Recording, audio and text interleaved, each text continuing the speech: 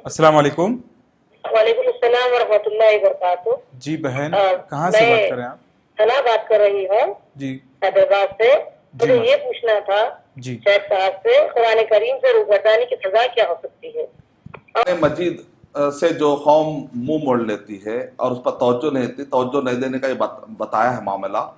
तो हम पढ़ते हैं सूरह फुरकान नंबर 25 के आयत नंबर 30 के अंदर कि क़यामत के दिन अल्लाह के रसूल सल्लल्लाहु अलैहि वसल्लम अल्लाह सुब्हानहू व तआला से कहेंगे कि ये कौम है जिन्होंने कुरान मजीद को छोड़। वक़ाल रसूल या रब्बी, क़यामत के दिन रसूल कहेंगे ऐ मेरे रब, इन्ना कौम इत्तखज़ू हाज़ल कुरआन महजूरा, कि मेरी इस कौम ने इस कुरान को महजूर बना दिया।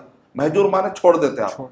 तो महजूर का माना क्या? अल्लामा इब्न क़य्यिम रहमतुल्लाह अलैह ने इरशाद फरमाया, तिलावत नहीं करना और समझने की कोशिश ना करना, उस पर अमल की कोशिश ना करना, उसकी तरफ दावत की कोशिश नहीं करना। लोगों को बुलाना है, छोड़ दे रहे आप, या उसको नाफिज करने की कोशिश करना। अपने खानदान में शादी ब्याह के मौके पर नाफरमानियां हो रहे हैं। अब देखिए, शादी का मतलब होता है खुशी, हर कोई खुश है, लेकिन हमारा पैदा करने वाला खुश नहीं। तो फायदा क्या है शादी का?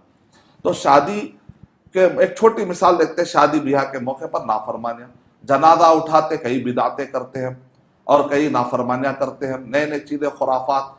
तो हमारे खुशी और गम के चीज़ों में देखें, हमारे इबादत पर गौर करिए। कई चीज़ें हम ऐड कर लेते हैं, दीन में कई चीज़ें ऐड कर लेते हैं। कभी शिरक हो रहा है, कभी बिदत हो रही है, कभी खुराफात आ रहे हैं, मनगढ़ंत हदीसें आ रही। इसके मतलब क्या है? कुरान मजीद को छोड़कर मनगढ़ंत चीज़ों से दिल लगा रहे हैं, अपने बनाए हुए अफकार पे दिल लगा रहे हैं। इसका मतलब क्या? कुरान से इसको आपने छोड़ दिया और अपनी बातें लोगों में मनवाने की कोशिश कर रहे हैं। तो ये सारी चीज़ें गलत है। तो क़यामत के दिन यही अल्लाह के नबी सल्लल्लाहु अलैहि वसल्लम ने इरशाद फरमाया, कुरान या तो तुम्हारे फेवर में हुज्जत बनेगा या तो तुम्हारे खिलाफ हुज्जत बनेगा।